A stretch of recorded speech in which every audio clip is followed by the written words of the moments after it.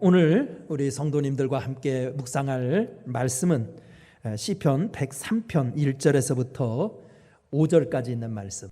시편 103편 1절에서부터 5절까지 있는 말씀. 내 영혼아 여호와를 송축하라. 내 속에 있는 것들아 다 그의 거룩한 이름을 송축하라. 내 영혼아 여호와를 송축하며 그의 모든 은택을 잊지 말지어다.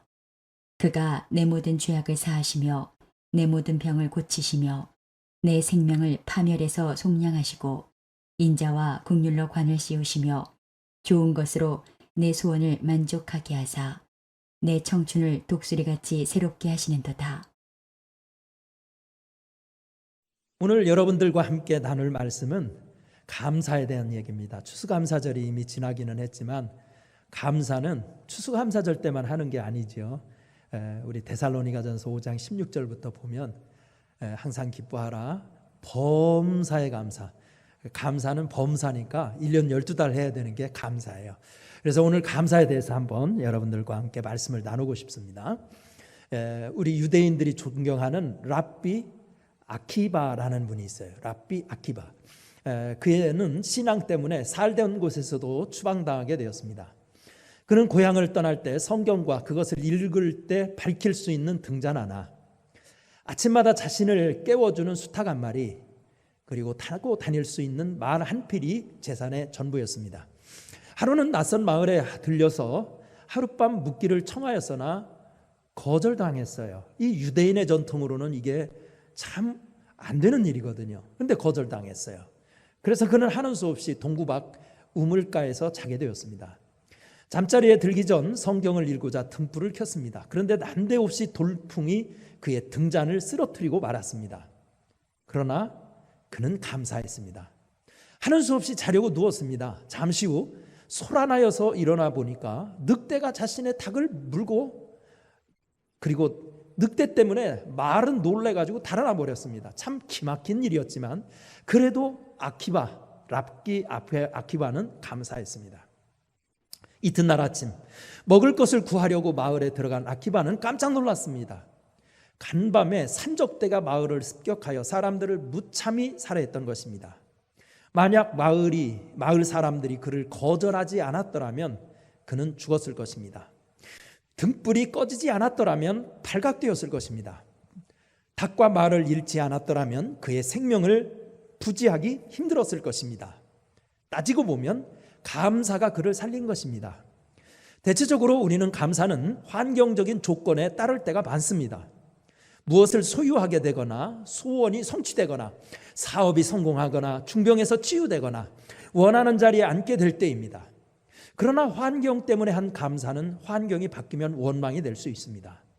그래서 오늘 본문 시편 103편 1절부터 5절의 말씀에서는 다윗이 환경에 구애받지 않고 오직 하나님의 은택을 기억하며 감사하라고 가르치고 있습니다.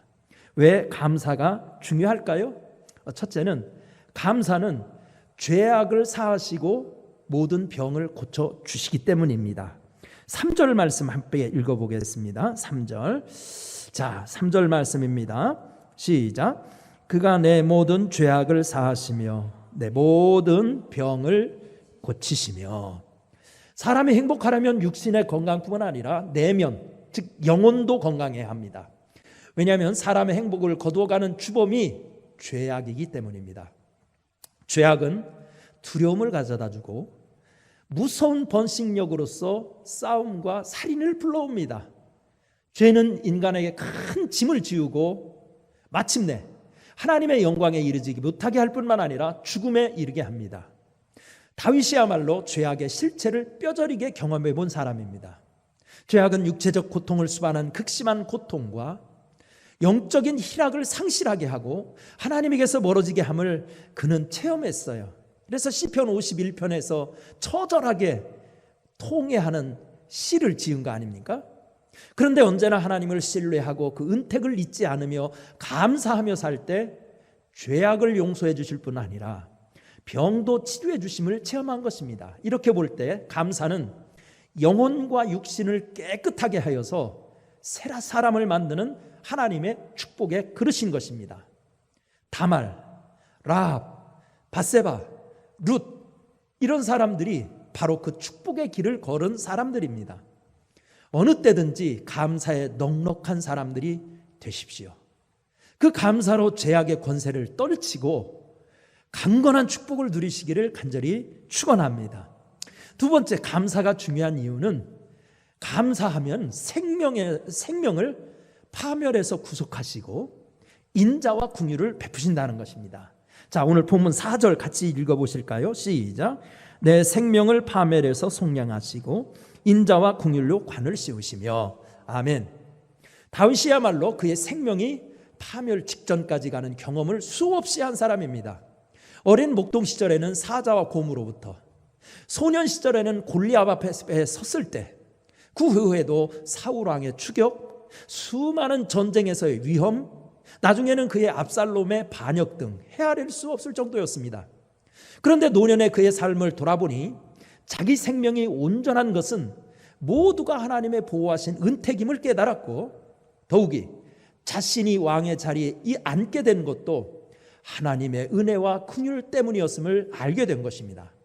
그래서 다윗은 내가 사망의 음침한 골짜기로 다닐지라도 해를 두려워하지 않을 것은 주께서 나와 함께 하심이라. 주의 지팡이와 막대기가 나를 안위하시나이다 라고 시편 23편 4절에서 노래한 것입니다. 이렇게 볼 때 자신의 생명이 보존되고 왕의 자리에 앉게 된 것은 모두가 하나님의 은혜와 축복 때문이었던 것입니다. 그래서 다윗은 더욱더 감사와 찬송을 권면하고 있습니다. 보호해 주신 은혜 때문에 감사해야 하고, 감사하면 생명을 지켜주시고 잘되게 하시는 은혜를 내려주십니다. 마음으로, 입술로, 열매로 감사하십시오. 위대하신 하나님이 여러분의 생명을 지키시고 긍휼을 베풀어 주실 것입니다. 미국 남북전쟁의 치열한 전투 중 하나가 아틀란타 근처 산악지대에서 있었습니다. 전투가 끝날 밤 북군 소속인 21살의 젊은 장교가 중상을 입은 채 쓰러져 있었습니다. 위생병들이 이 장교를 쳐다보고 말했습니다. 죽었어. 숨쉬지 않는 걸? 그렇게 말하고 그들은 돌아가고 말았습니다. 누구의 도움도 받지 못한 채 생명을 보존하기 위한 고통스러운 밤을 보내야 했습니다. 죽음 앞에 서자 옛일이 떠오르기 시작했습니다. 부모님의 극성스러운 믿음이 싫어서 무신론자가 되는 것을 회개했습니다. 그리고 이 위기에서 나의 생명을 건져주신다면 그 은혜에 감사하며 평생 하나님께 봉사하겠다고 서원했습니다. 다행히도 다음 날 아침 위생병이 그곳을 지나가다가 아직 살아있는 그 장교를 발견하고 병원으로 후송했습니다. 그는 치료를 받고 생명을 건진 후 서원대로 세례를 받고 그리스도인으로 거듭났습니다.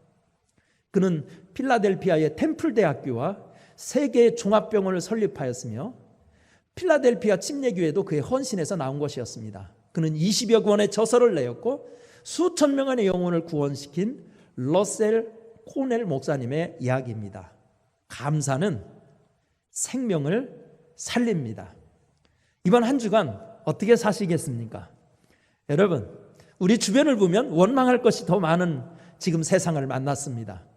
그렇지만 우리 그리스도인의 표식, 진짜 저 사람들이 그리스도인이다 라는 것을 나타낼 수 있는 것 중에 하나가 감사합니다.